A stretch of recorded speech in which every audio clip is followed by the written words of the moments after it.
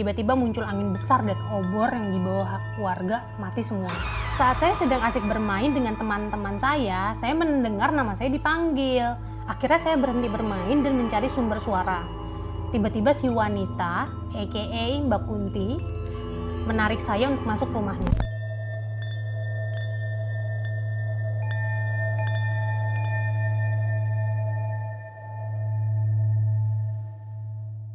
Ini beneran ada orang yang bisa diculik sama kuntilanak. Hari ini kita bakal bahas cerita terkait orang yang pernah punya pengalaman diculik sama kuntilanak. Cerita ini di-share sama orang inisial IR. Dia domisilinya ada di Kalimantan. Aku mulai aja langsung ceritanya ya. Jadi saya pernah diculik kuntilanak ketika kecil. Saya dan keluarga tinggal di pedalaman ujung Sumatera. Di daerah saya, listrik mulai masuk di tahun 2000-an awal. Pompa air belum populer dan bahkan tidak ada yang menggunakannya di daerah saya. Jadi untuk kebutuhan seperti air minum, mandi, dan mencuci dilakukan di sumur yang letaknya kurang lebih 500 meter dari rumah-rumah penduduk. Jadi setiap rumah punya sumurnya masing-masing. Jadi kalau mau mandi, akan mandi di sumurnya masing-masing yang jaraknya bisa 50-100 meter dari rumahnya mereka. Nah, kebetulan letak sumur kami itu dekat dengan pohon besar yang sudah mati namun tidak bisa dirobohkan. Pernah masyarakat desa tuh mau nebang pohon tersebut, namun tidak pernah berhasil walaupun dengan bantuan mesin. Setiap kali mau ditebang, pasti mesinnya rusak atau mati. Pernah mau ditebang dengan bantuan kapak, malah saat diayunkan untuk menebang, malah tiba-tiba ujung kapaknya melayang mengenai kaki orang yang berencana menebang pohon tersebut, sehingga kakinya mengeluarkan darah dan nyaris putus. Nah, cerita ini dimulai di tahun 2004 atau 2005. Saya kurang ingat pastinya tahun berapa, namun menurut mama saya kejadian itu terjadi di hari Kamis malam atau malam Jumat. Saat itu saya berusia 7 atau 8 tahun. Saya itu anak tengah di keluarga saya. Sejak siang hari, di desa saya hujan disertai panas. Di mana kalau di daerah saya, jika hujan disertai panas itu anak-anak tidak boleh mandi hujan karena dipercaya air itu adalah air orang yang meninggal. Gitu. Kebetulan selalu setiap ada orang yang meninggal pasti akan ada hujan disertai panas. Sehingga masyarakat percaya hal tersebut jika ada anak-anak yang nakal atau tetap mandi hujan pasti dia akan sakit. Pada saat itu kondisi rumah saya itu hanya ada saya dan kedua kakak dan abang saya. Jadi ada kakak, ada abang. Orang tua saya sedang melayat. Nah, setelah hujan saya diajak kakak dan abang ke sumur untuk mandi dan mengambil air untuk dimasak sebagai air minum dan memasak makanan malam hari.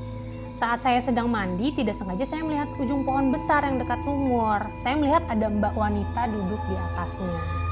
Saya berkata kepada abang saya bahwa ada ibu memakai baju putih di atas pohon. Abang dan kakak melihat namun mereka tidak melihat apa-apa. Mereka jadi takut dan cepat-cepatlah kami kembali ke rumah. Sewaktu menuju rumah saya melihat kembali ke arah pohon, namun kali ini saya melihat ke arah pohon banyak orang yang sedang jualan seperti di pasar. Ada yang membeli, ada yang jualan. Saya berkata pada abang dan kakak, kok banyak orang jualan di sini ya kak? Tambah takutlah kakak dan abangnya. Larilah mereka ke rumahnya langsung. Pada saat sampai rumah dengan kondisi ngos-ngosan karena lari sambil bawa air, sampai di rumah saya dipakaikan baju. Kakak menyuruh saya untuk tidur setelah memakai baju. Akhirnya saya tidur di kamar sendirian. Setelah saya tidur ke dapur untuk memasak makan malam dan abang menyapu halaman jika sore. Saya tertidur dengan nyenyak. Ketika waktu mau maghrib saya terbangun dan melihat ada wanita di pojok kamar yang tersenyum kepada saya. Kayak film Smile gitu ya? Iya. Wanita itu seperti manusia biasa. Terus memanggil saya untuk ikut kepadanya. Oh jadi sosoknya kayak wanita biasa bukan kayak hantu yang dia lihat ya. Iya. Saya berjalan keluar rumah dan menuju ke pohon besar dekat sumur. Sesampainya di sana, wanita tersebut memeluk dan mengajak saya ke rumahnya. Ketika menuju rumahnya, saya melihat bangunan besar seperti istana. Sesampai di rumahnya, saya diberikan makanan yang enak. Lalu setelah selesai makan, saya diajak ke pasar dan disuruh bermain dengan anak-anak seumuran saya. Saya sangat bahagia. Nah, ini POV orang tuanya ya. Setelah maghrib, orang tua saya kembali habis melayat. Orang tuanya bertanya kepada abang, adiknya di mana? Kok dari tadi belum kelihatan? Abangnya bilang adiknya lagi tidur di kamar. Ayah menyuruh kakaknya untuk bangunin karena nggak baik kan tidur maghrib gitu. Saat dicek ke kamar, beliau nggak menemukan saya, gitu. Nggak menemukan adiknya. Karena nggak di kamar, ayahnya berpikir mungkin saya sedang ke rumah Mang Boru. Soalnya saya suka kesana kalau maghrib. Mang Boru tuh Batak. apa paman? Iya, kayak Oke. Setelah maghrib selesai, ayah menyuruh mama untuk jemput saya ke rumah Mang Boru. Sampainya di sana, mama bertanya kepada Mang Boru, apakah saya ada di sana? Mang Boru bilang saya tidak ada di sini. Akhirnya mama balik ke rumah dengan kondisi mulai khawatir. Akhirnya keluarga mencari saya ke rumah warga yang biasa saya datangi, hasilnya nihil. Mama menangis dan sempat pingsan karena anaknya hilang, takut diculik untuk dibunuh atau diambil kepalanya untuk dijadikan tumbal pembangunan proyek. Karena di tahun segitu lagi ramai kasus penculikan anak di daerah saya. Oh, dia belum curiga sama setan berarti ya. Karena jam sudah sekitar jam 8, akhirnya dikumpulkanlah warga untuk mencari saya. Tidak lupa dipanggilkan Uwak Parlin. Beliau orang yang biasa mengobati orang kesurupan dan bisa masuk ke dunia lain. Kayak orang pintar gitu. Ya, saat Uwak Parlin sampai di rumah, dipanggillah abang dan kakak untuk menceritakan apa aja yang dilakukan dari siang sampai sore hari. Abang cerita semuanya sampai ketika adiknya bilang melihat wanita di atas pohon. Uwak Parlin menyimpulkan bahwa saya dibawa ke dunia mereka oleh wanita tersebut untuk dijadikan anak. Uwak mengajak masyarakat menuju pohon besar sambil membunyikan kentongan dari bambu sambil memanggil nama saya. Sesampainya di pohon tersebut, Uwak duduk bersemedi.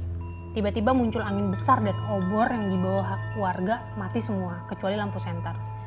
Uwak datang menyusul saya ke dunia mereka. Saat saya sedang asik bermain dengan teman-teman saya mendengar nama saya dipanggil. Akhirnya saya berhenti bermain dan mencari sumber suara.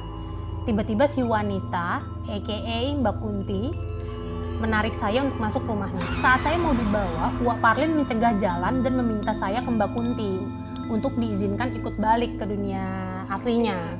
Tapi Mbak Kunti nggak ngebolehin nih untuk diambil gitu. Jadi Uwak Parlin harus berantem dulu sama Mbak Kunti. Seingat saya Uwak menang dalam pertarungan, namun beliau membawa saya ke gedung besar yang awalnya saya lihat seperti istana tadi. Saat masuk saya melihat ada ratu yang duduk di atas kursi singgasana.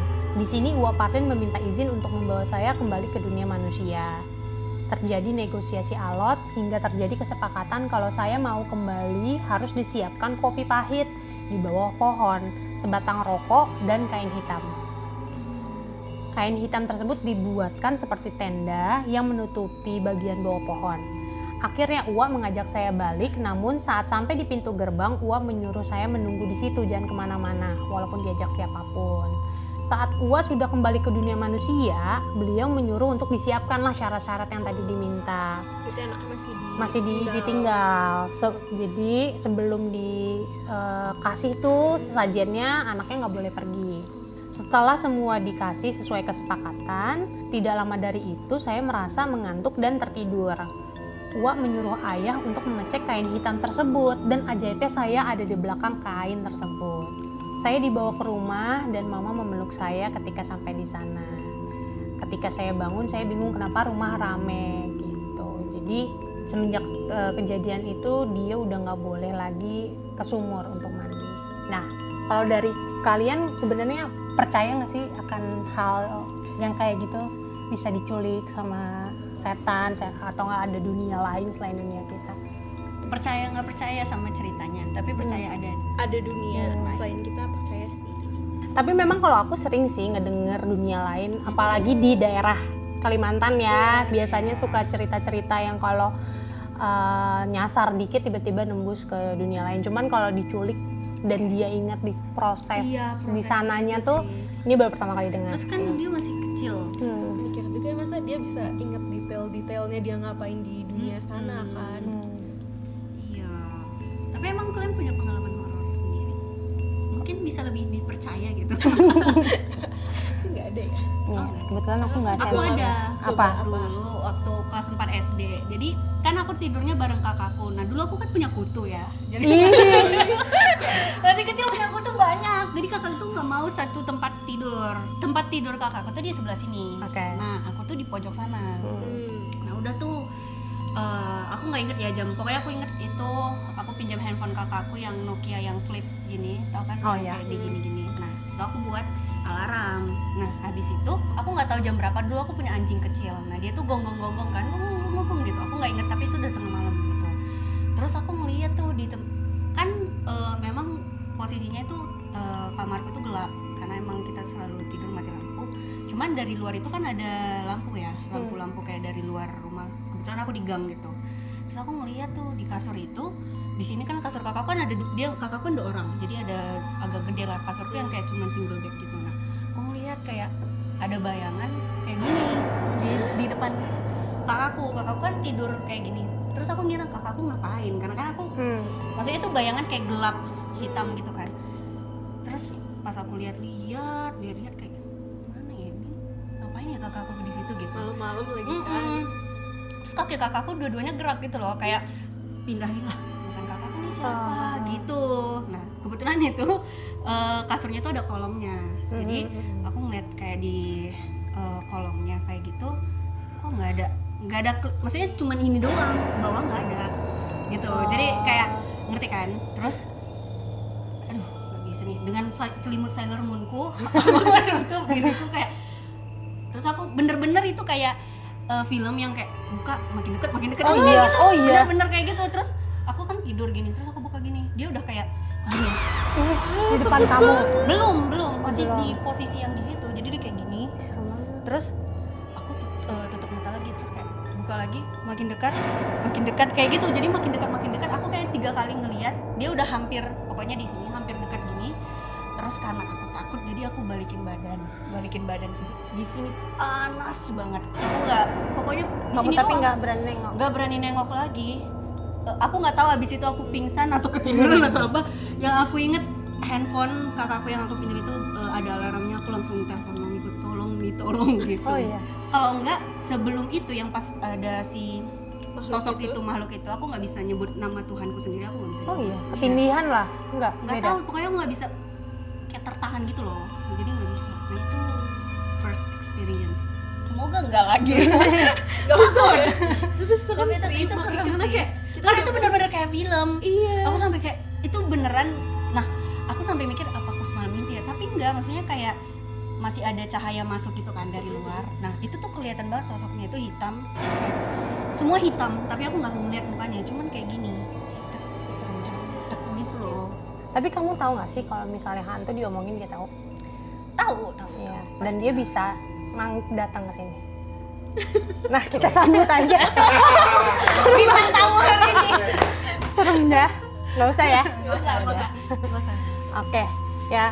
Jadi kesimpulannya memang sebenarnya hal ini bisa aja kejadian, ya.